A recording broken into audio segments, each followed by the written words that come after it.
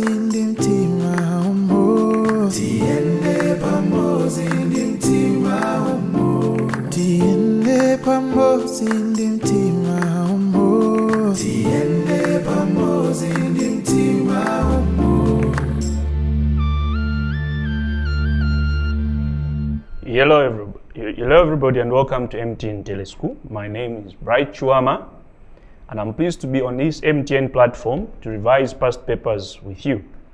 I'm a specialist in English language and today we'll look at a few questions from the 2017 English paper, the one that was written between October and November. And today the first session will start with paper 1. English language paper 1 involves composition writing. The paper has two sections, section A and section B, both worth 20 marks. Remember, your paper 1 is worth 40 marks. Okay? So for the 2017 English paper 1, the paper tested different types of compositions as recommended in the teaching syllabus. In section A, it covered a variety of compositions such as narrative, descriptive, discursive, and argumentative compositions. In section B, which is only one question and it's compulsory for all candidates, it covered a situational composition in form of report writing. Section A was a freestyle writing with 6 questions based on different types of compositions as explained earlier. In here, candidates are required to choose one question and write an essay of between 250 to 350 words. Section A requires a candidate to make a choice of one out of the possible 6 questions, as was the case in 2017. It is advisable that a candidate picks on a question that one can easily relate to, either through experience or what a candidate knows in their life. In answering compositions, it is advisable to stick to use of words and phrases that the candidate can use correctly and properly. Remember, the best writers and speakers of English language are those that use words that they can understand and use correctly. Assuming that you pick any of the following questions here is how you tackle the questions. In 2017, question 1 was a narrative composition. Now, narrative comes from the root word narrate, which means telling a story. Now, in this part of the question, the ending part of a story was provided to candidates, and it reads, write a story with the ending, only through my foolish behavior did I find myself in this situation. In as much as a story may seem easy, knowing how to narrate a story may seem easy, it's not the end in itself. The candidate is required to structure his or her story in line with a theme of the last part of the question. Now, what that means is that whatever story you come up, remember you're writing from your imagination. Yes, you could be writing from experience. You could be writing about things that you already may have experienced. But remember, it is assumed you're writing from imagination. Now, whatever theme that you come up with in a narrative, it must always fit into the ending part of that story. It is not helpful and it's not correct for you to just write any story that will not fit into this theme that has been provided. Remember, it reads, only through my foolish behavior did I find myself in this situation. So, your writing, your composition must highlight the way you failed to behave properly and found yourself in a situation that was precarious for you, and it should highlight how foolish you must have been to find yourself in that situation. Now, in this type of narrative, like I have said, you must suit your theme in the context of the question. Okay? Remember, that is key. And you are telling a story. So you are telling a story and you need to tell it as clearly as it can come out. The details must be straight and to the point, and you must be as specific as possible. In here, in a narrative, you should combine the skills of describing. Yes, descriptive composition, which is another kind of test But that skill that you have in a descriptive composition must be applied in a narrative because you need to explain things correctly. Remember, we encourage students to use clearly identifiable things. And as you describe, you use what we call in language as imagery.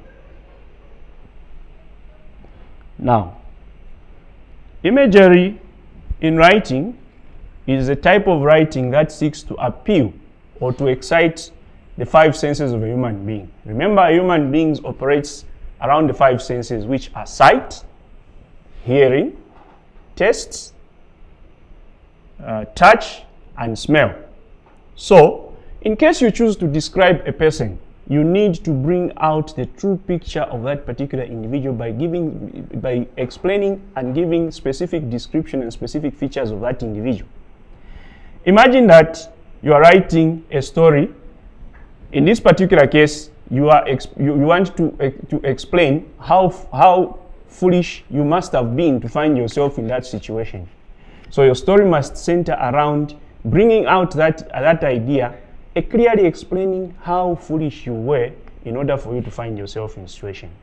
So as a result, when you are writing any narrative apart from this type of question, and the one that you face, because there will be a question or narrative in your final exam as you write on the 29th of October, it might be helpful to consider the following. Use of direct speech,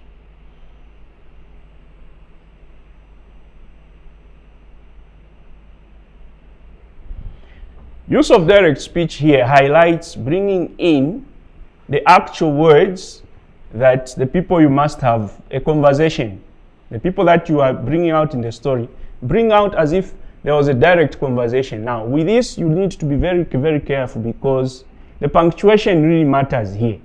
Remember, in a composition, the skills that you need, among the many others, as we'll look at them later when we'll be looking at exam tips, is the issue of punctuation. So when you use direct speech, remember to quote the words correctly and indicate the speech tag, which is that part of the sentence that indicates who the speaker is. You must correct and punctuate your work correctly like that.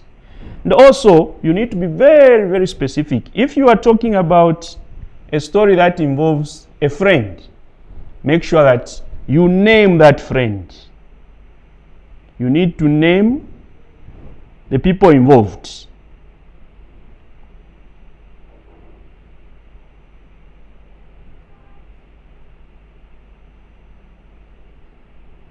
These are the individuals that you have chosen to use in your story, so you must name them. Give their specific details. Like I said earlier, you should also include description.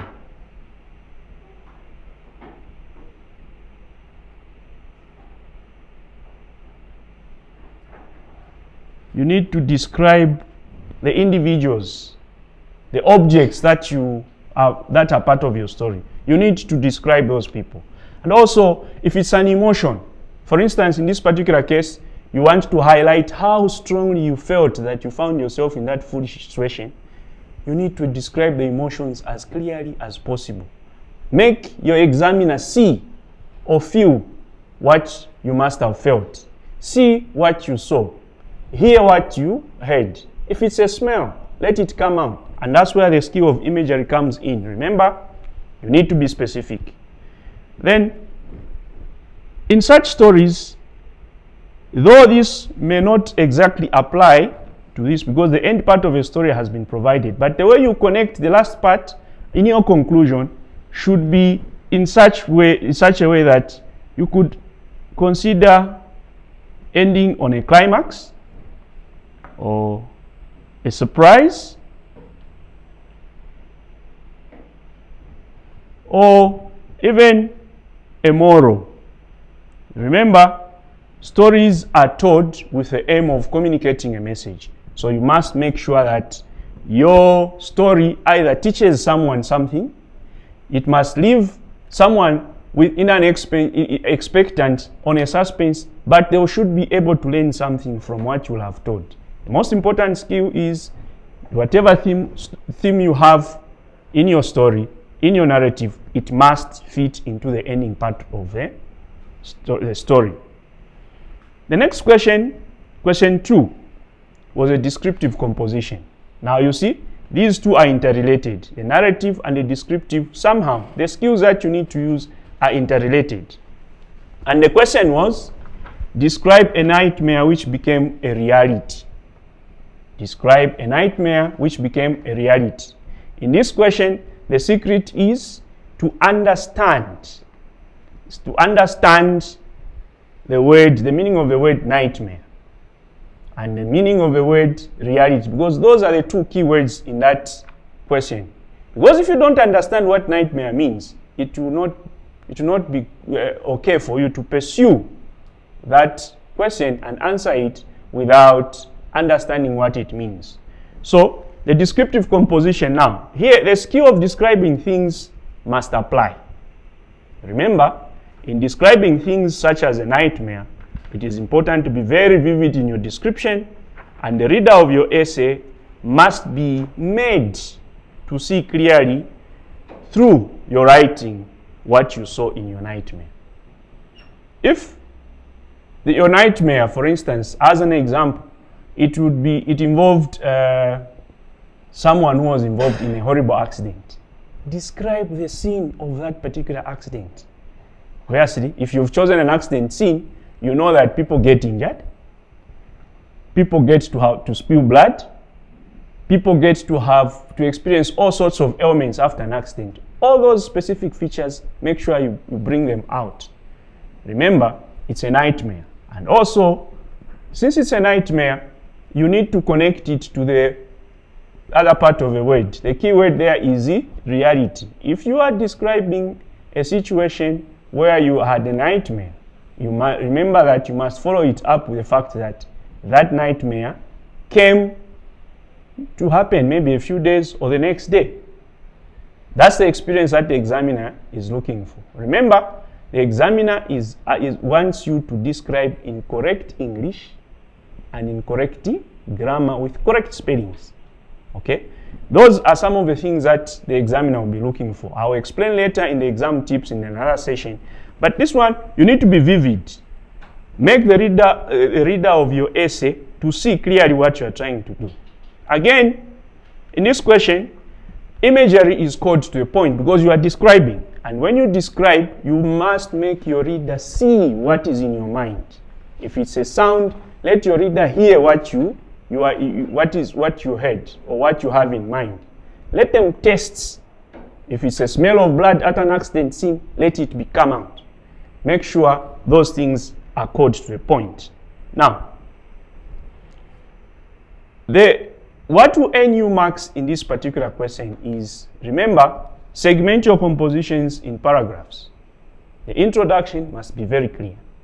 The body of your composition must be segmented into different paragraphs. As you go to the conclusion, it must also state that you are concluding. Remember, use connecting words such as therefore, nevertheless, however, but don't just use them anyhow. You must use them appropriately. They must connect with what you write, what you are putting down. Okay. Now, in bringing out various aspects of a nightmare, you must make it sound real.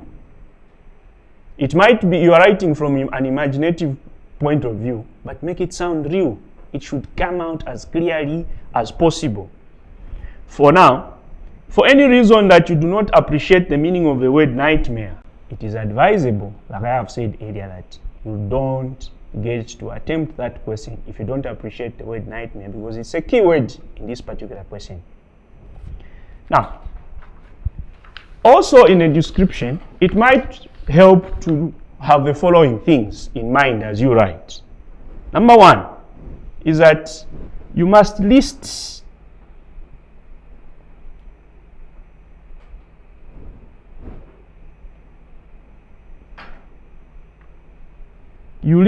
down things that you can see. Now, if relevant, also what you hear, what you may have smelt through smell, the sense of smell, what you may have touched,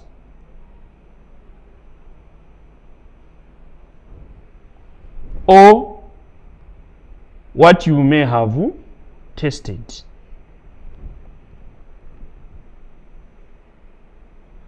Okay.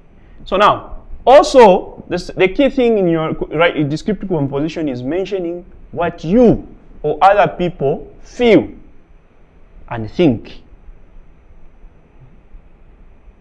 What you feel or what you think about that particular question.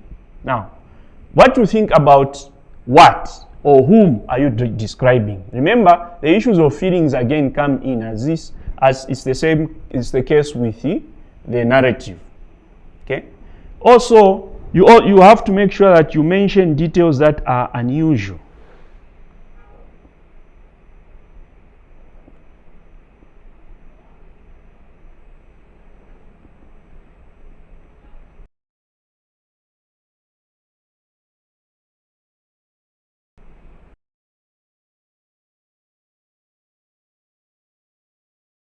These unusual details in your story or in your narrative may make your description real.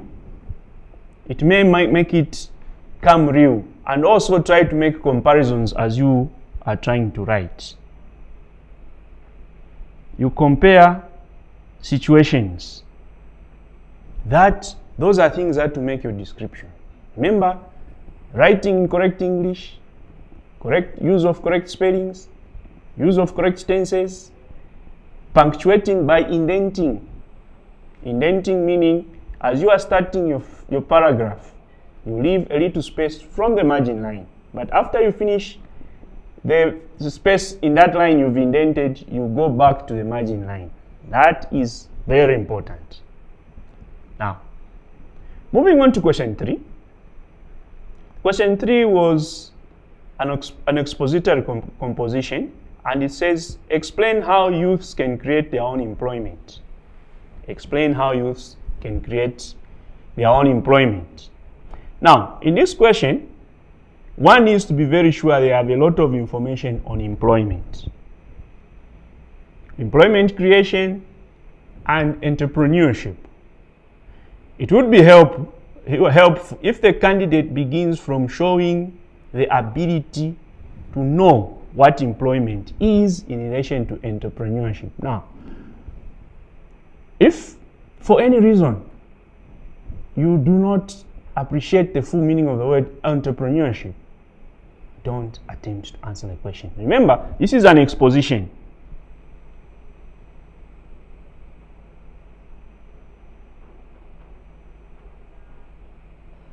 So you need to have the necessary information in attempting this particular type of question. Exposition requires that you explain in details whatever you are talking about. For instance, employment creation. What is it? The ideas that people do, things that people do to create employment, not just for themselves, but even for other people, employing other people. Okay? So you need to look at that and then also explain clearly what entrepreneurship is in order for you to attempt this question. Now, from experience, it is common that most candidates that attempt such questions may fail to bring out necessary information because probably they do not have sufficient information on employment creation and entrepreneurship. So like I said earlier, the best advice is pick a question that you can relate to as a result of experience or what you know from probably where you live and where you stay. We have so many people, for instance, in our community that are running entrepreneurship skills. Others are running small shops. That small business that you see around that corner is a source of entrepreneurship. It's an entrepreneurial skill. So explain how that person has created employment, both for himself or for the people that work for that particular individual. Remember, you need to have sufficient information on employment and entrepreneurial skill. It's an exposition.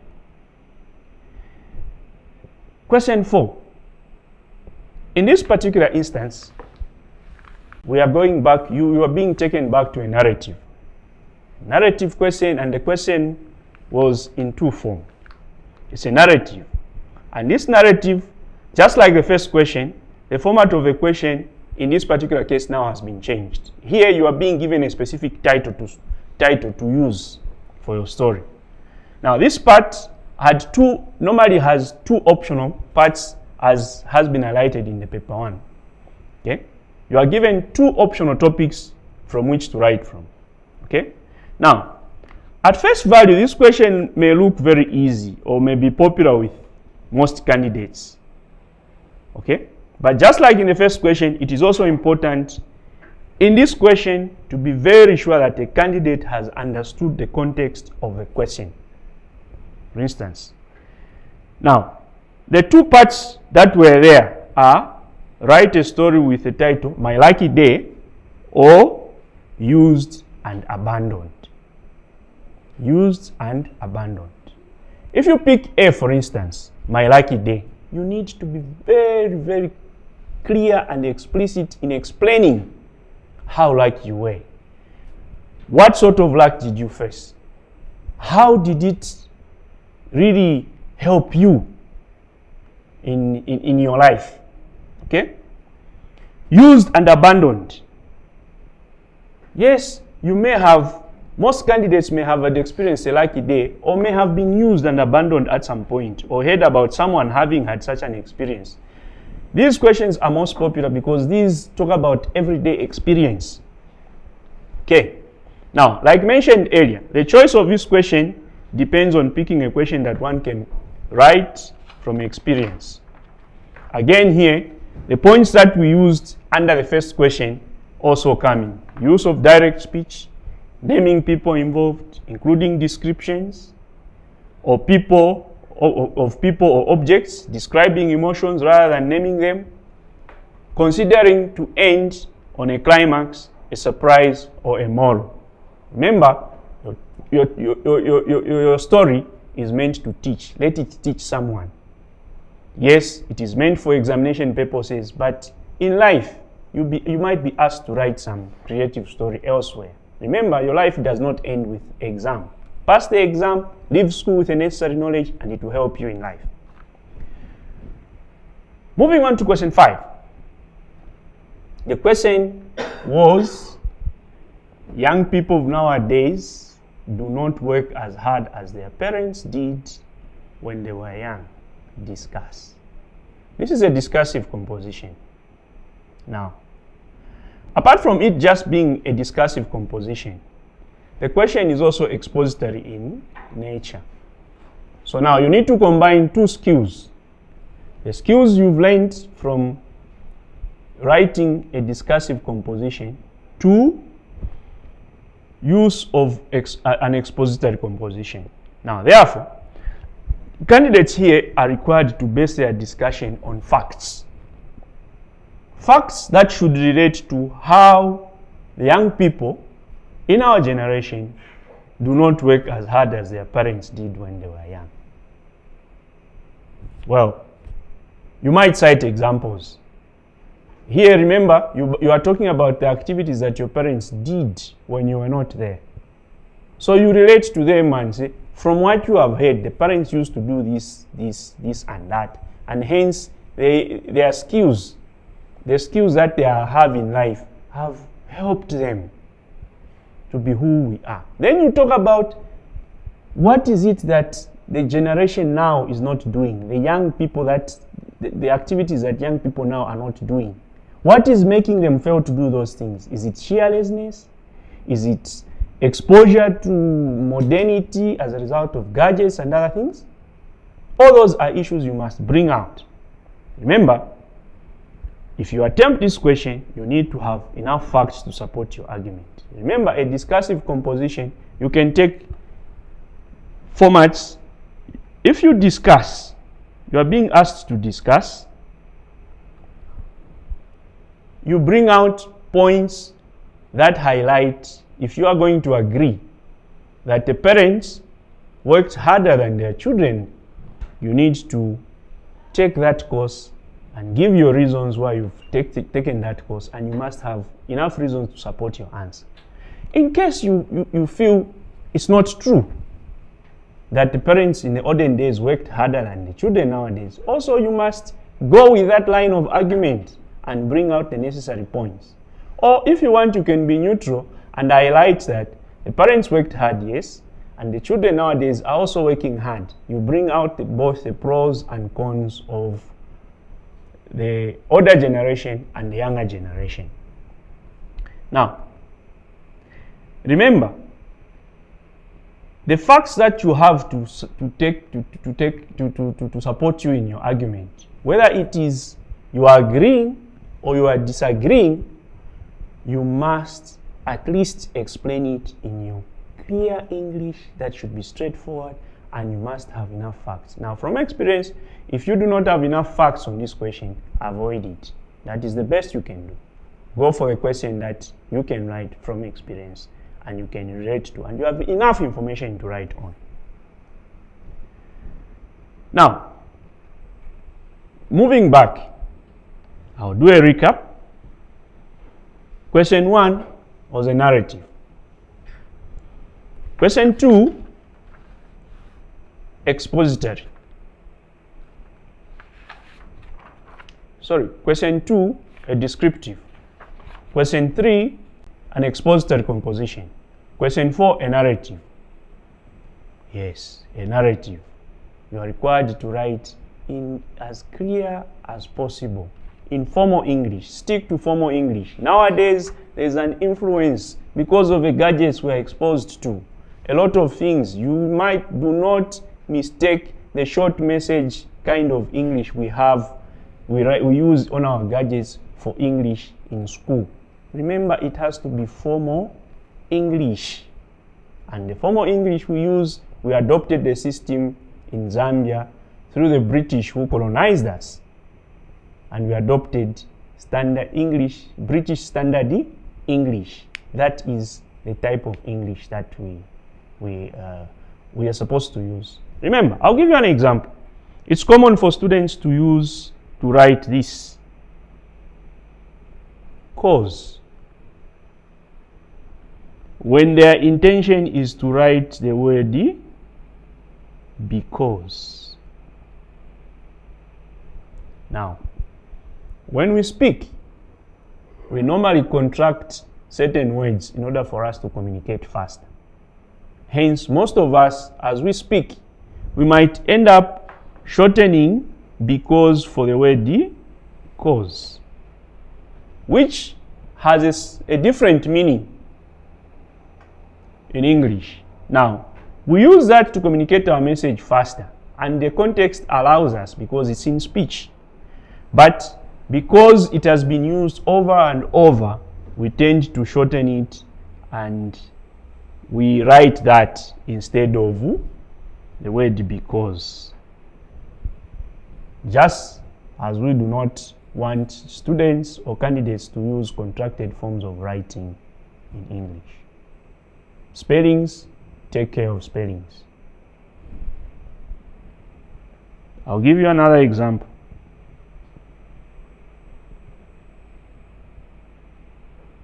Specialized with Z and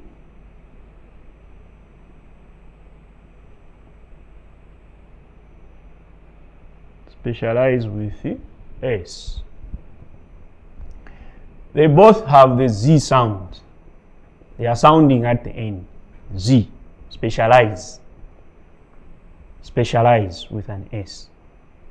I would encourage you to use the one with an S as much as possible, the one I've ticked there, because that is the British spelling for the word specialize. The other one, yes, it's correct English, but it's American. Okay? Other examples that you might have, we'll come and look at some of those examples as we look at exam tips, what to avoid and what not to avoid in another session. Let us look at question 6 of the 2017 October exam. And the question was, the introduction of computer studies to all schools is progressive. Argue for or against this statement. Now, this composition is an argumentative composition, but also it is also expository in nature, because here, remember, you are saying introduction of computers in all schools is progressive, and you've been given a choice to argue for or against that statement. Again,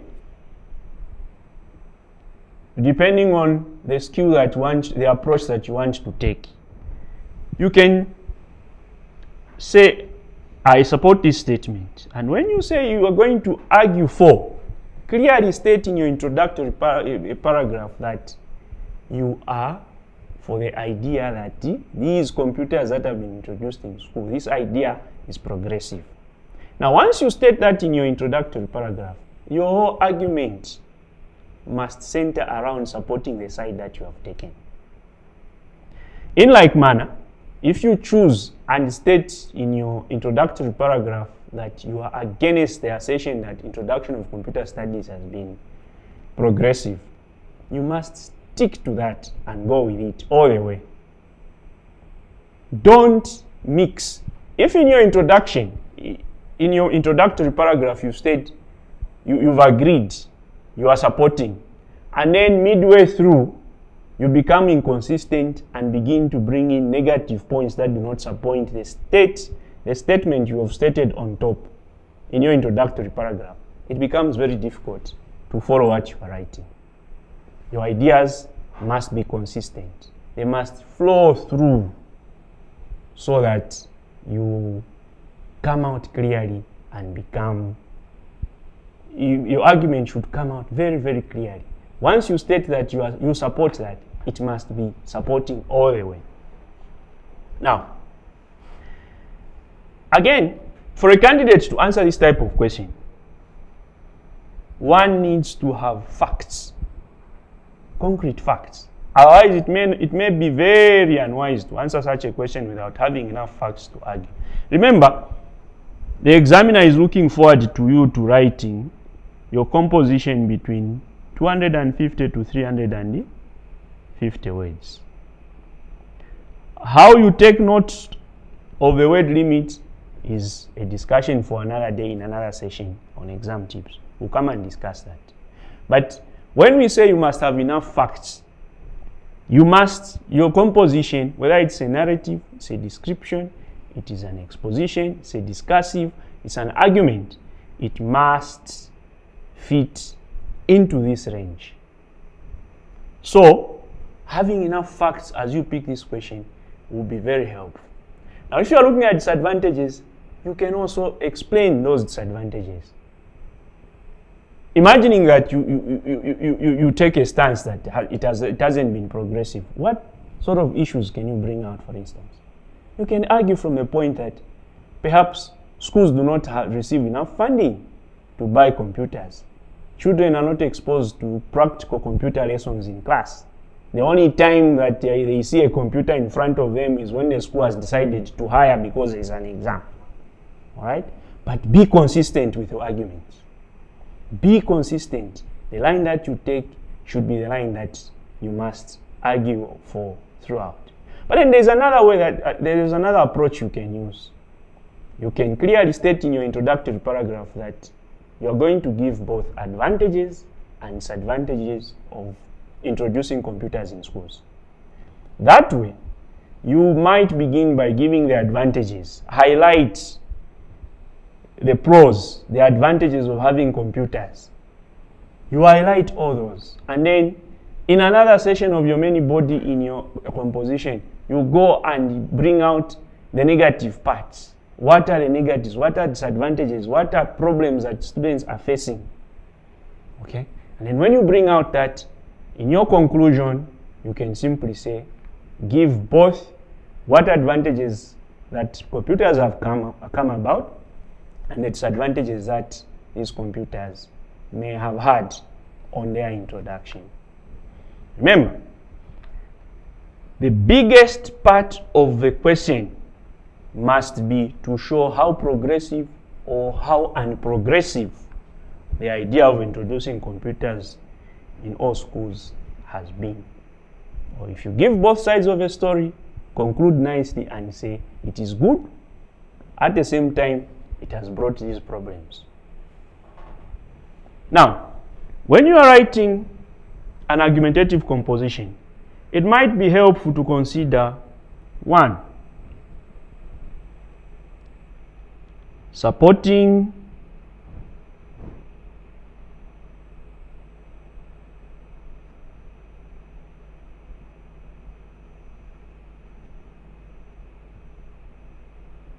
your arguments with facts.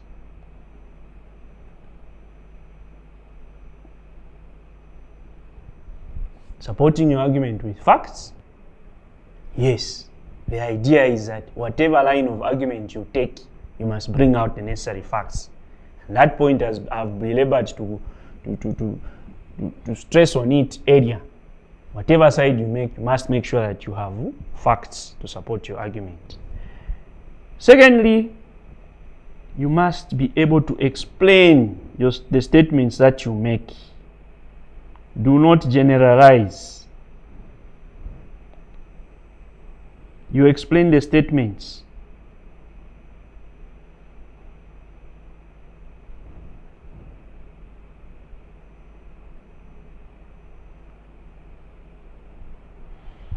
If you are going to say, for instance, in answering this question that children in the villages or in rural parts of Zambia have not had much exposure to computers, go in details, explain why, what is it, what may have caused that, and what results. Have they been able to pass? Have they been able to fail because of lack of exposure? Explain all those things. Remember, you must be consistent, like I have said. The next is you must arrange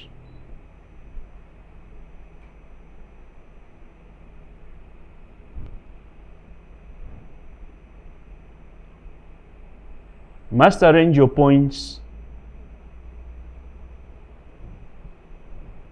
in a logical order.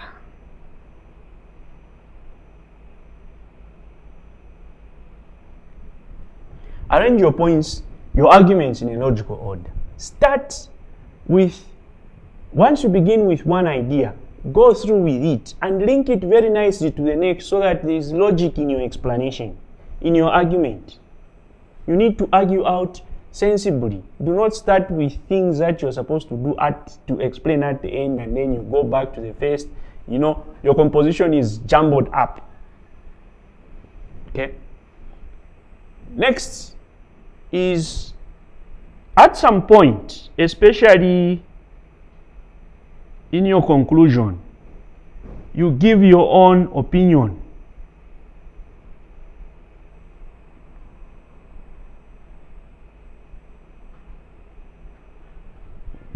After you've presented the facts, all the facts, and then towards the end, you give your own opinion. It's important. And also, in such a question, you must be able, as you argue, to refute opposing arguments.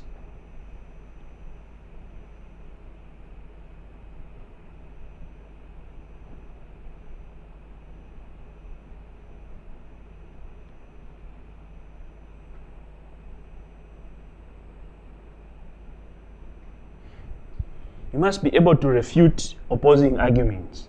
The arguments that can come through. For instance, someone might say computers are available in schools. It's just perhaps the schools that are not utilizing them. Go further and say these schools do not have, because most basic schools where, for instance, at grade 9, candidates write computer studies is compulsory. But you have most of these rural schools without enough resources because the community around that area have not been able to pay enough school fees, and maybe funding may have may have not been enough from the government, and as a result, people have not bought computers. So you argue from that point. You refute whatever is opposing what you stand for. Okay? And then you avoid being vague. Vague, the other word you can use to explain the word vague is being unclear. You give unclear generalization, talking about things, an argument from a general perspective of what you may have heard on the street. Be factual. Don't give spontaneous arguments here and there. So that's about section A. Remember, in section A, the choice of a question, you're only supposed to answer one question out of the 6. You have a choice. Out of the 6, you're only supposed to answer one question. And the question that, what will aid you from picking the question that you might write and have enough facts to write on is picking a question that you can write on from experience or that you can easily relate to. Now, section B. Section B at grade 12 GCE O level only has one compulsory question. Normally has one compulsory question, and all the candidates are supposed to write that particular question. All the candidates must write that particular question. It's common in this section to have different types of composition, such as a letter, more especially a formal letter, a speech, a report, an article, a profile, or sometimes they might bring a question in any of these, or you might be asked to also, as part of a question, to interpret statistics, as was the case in 2017. Here, you need to be very, very careful. Remember, you must know and follow the rubric of the question. For now, before we proceed to section B, we can take a short break and allow us chance. When we come back, I'll explain properly how candidates should have tackled the question in section B. See you later. Do you expect more from your internet service? Maybe it's time to switch to MTN's 4G internet. Introducing the next level in high-performance mobile network technology, taking your home or office internet experience to a whole new level while keeping it simple. Get to work by the click of a button or manage your team from miles away. Browse faster, download multiple files, and stream videos quicker with no limits. Get it all done with MTN's 4G internet. So don't let your internet slow you down. Stay online in real time all the time. Get your MTN 4G SIM today and find your nearest 4G zone to enjoy maximum performance of your 4G enabled device. MTN, everywhere you go. Do you expect more from your internet service? Maybe it's time to switch to MTN's 4G internet. Introducing the next level in high-performance mobile network technology, taking your home or office internet experience to a whole new level while keeping it simple. Get to work by the click of a button or manage your team from miles away. Browse faster, download multiple files, and stream videos quicker with no limits. Get it all done with MTN's 4G internet. So don't let your internet slow you down. Stay online in real time all the time. Get your MTN 4G SIM today and find your nearest 4G zone to enjoy maximum performance of your 4G enabled device. MTN, everywhere you go. Continue with section B of the 2017 English paper 1. Like I said earlier before we went on a break, this is a compulsory question. All the candidates are supposed to pick to write this question. So the total number of questions that you should answer in paper 1 are 2. 1 in section A and this one that everyone is supposed to answer in section B. Like I said, you can be tested on the different types of skills. Formal letter writing, a speech, an article, a report, a profile. Okay. Now, in 2017, the question was on report writing. Okay.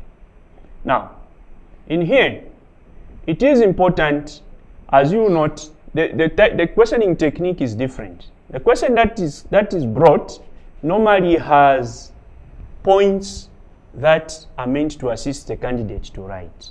Now, these points that are given to you in section B are not meant to be used for copy and paste.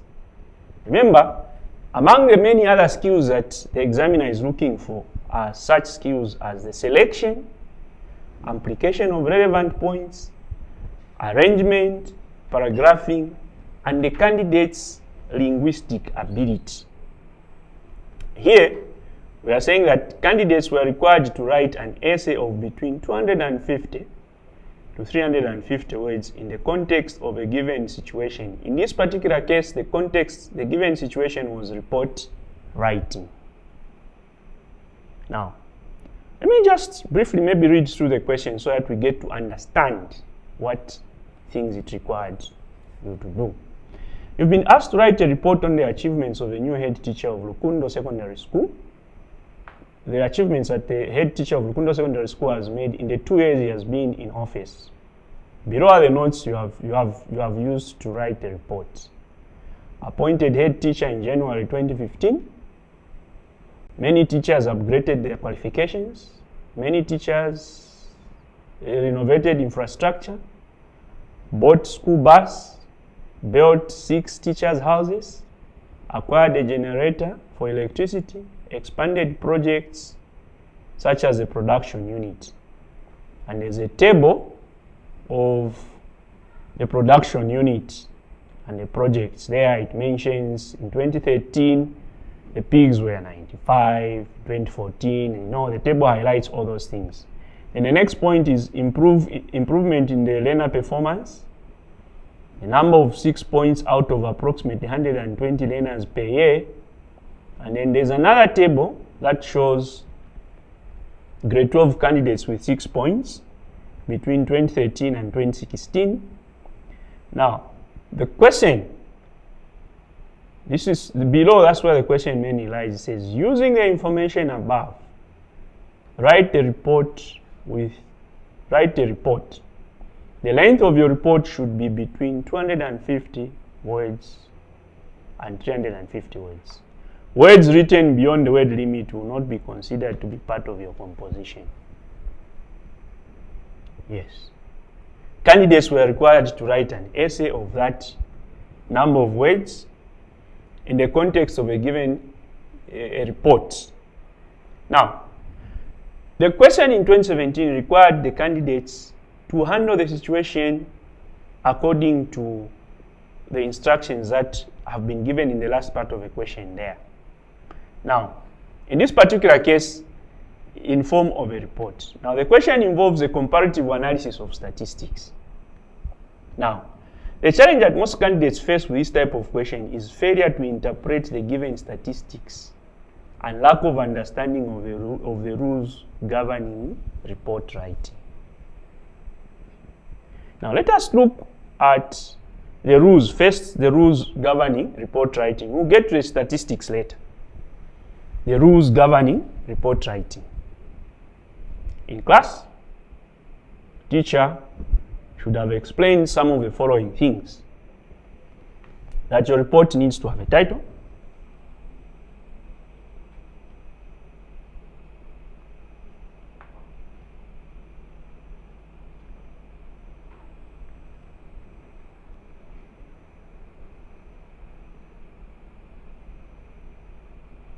and the title must mention the theme or the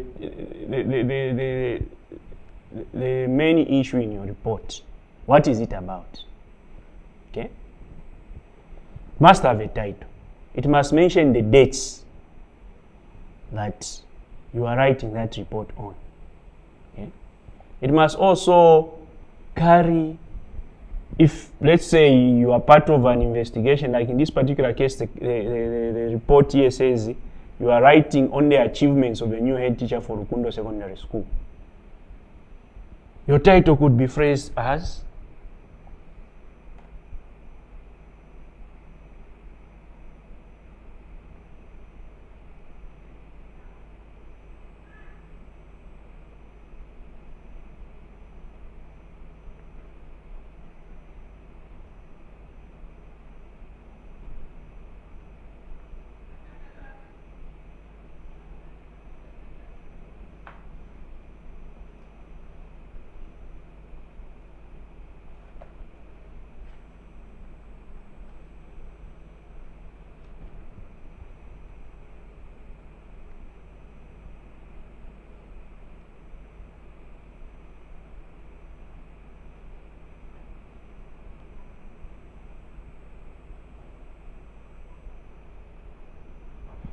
the achievement of a head teacher at Rukundo Secondary School between 2015 and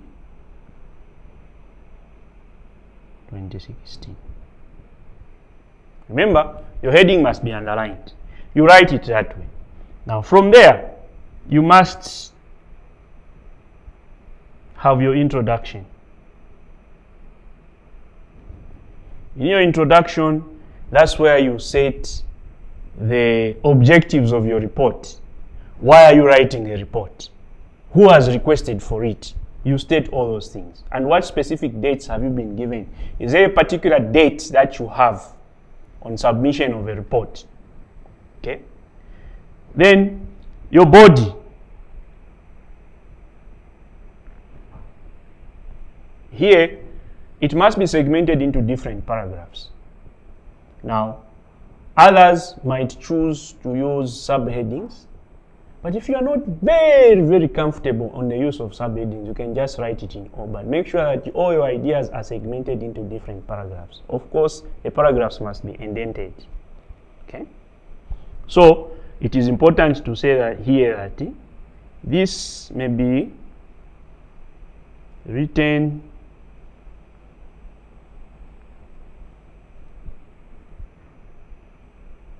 with subheadings. Take note of the word may. Okay? And then, once you go on, you must have the conclusion.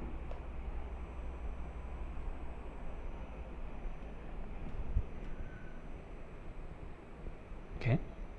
And in some reports, you might be required to put a recommendation.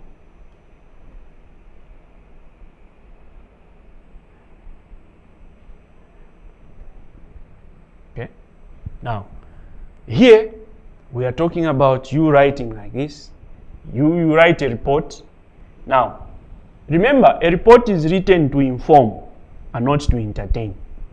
A report is written to inform and not to entertain. So it is important that you use the facts that have been provided with you in the question. You expand on it. You arrange your points in order. Okay? You select your points. Expand on them. Expansion on the relevant points. And then you state facts as they've been stated according to the dictates of the question. Don't give personal opinions. Do not aim to entertain. You stick to facts. A report is written to inform. Okay? Now, since the question involves a comparative analysis of statistics, which with most candidates, that is the challenge. So you need to explain the figures in those boxes. You need to explain the figures in those boxes. Remember, in English, we are not mathematicians. We are English, and we are looking forward to you seeing how you are able to communicate in correct written English, correct spellings, and correct grammar. So, these figures that are in this table must be written in words. An example, in 2013, the number of pigs that is stated according to that table shows the figure is 95. Don't write 95 like I have written it there, but write it in full, in words, like that. So, all figures in language must be written in words. The only exception you have are two types of figures. It's years and time. The rest must be written in words. Okay? If you are talking about having 1,000 broilers, you write in full. Remember, it's a specific number.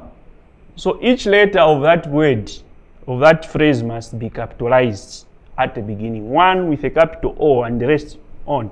1,000. Written like that.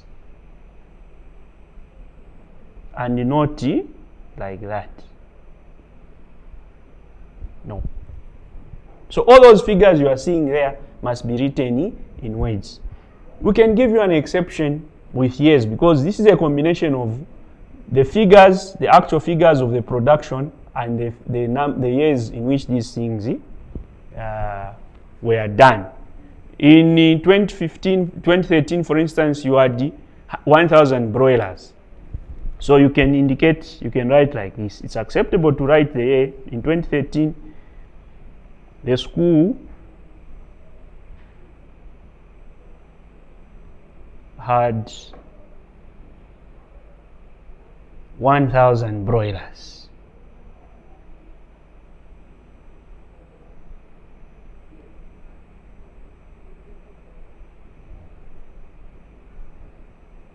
Sorry about that. Okay. Broilers written like that. Okay. So as you explain all those figures, you must. Now, it is a common scenario that when candidates fail to distinguish some candidates who have not been taught properly, they might end up writing a letter or a speech when the question clearly states report. Now, what is needed here is to write a detailed report with all the figures written in words, with the exception of years and time, like I have explained. The number of pages, the number of pigs in 2013, as highlighted, were 95.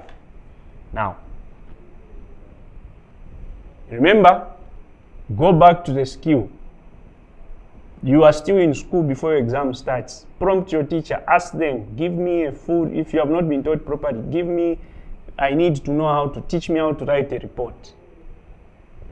Can I be explained to how to interpret these figures? Remember, you need to explain them properly as they are. Link them. You can simply say, for instance, in a sentence, from 2013, there was an increment of so much. You can even do a quick calculation besides your papers you sit in the exam. You subtract 95 from 284 on the number of pigs there and say there was an increment of this much. You'll be credited for doing that way and explaining those things clearly. And the number of learners that had 6 points increased from 27 in 2013. You explain like that, graded up to 81 in 2016. So your report should be factual. There are no personal opinions. The only time you can give an opinion is when you are recommending what should be done. But again, your comments must not be so personal. It must be based on the facts that have been established. So, I'll give you a few hints again. Remember, paper 1 carries 40 marks. The 20 marks are in section A from the question that you have picked. And the other 20 marks are in section B from the compulsory question. How do you prepare for section B? You need to go back and look at how each of those compositions that I have mentioned must be written. So, you must know how to write an article. You must know how to write a speech. You must know how to write a letter. You must know how to write a profile and a report. because in section B there is only one question, and if you do not have the skill to write the question there, then you will have automatically failed the exam. So remember, the linguistic ability, paragraphing, arrangement, amplification and selection of relevant points is the key thing. Okay. So at this point, I'd like to thank everyone for tuning in to MTN Teleschool. Again, my name is Bright Chiwama. It has been a pleasure to revise with you. Please look out for the next session and remember to invite your family and friends to the MTN Facebook page so that they can watch with you. For now, it's bye-bye and have a lovely day.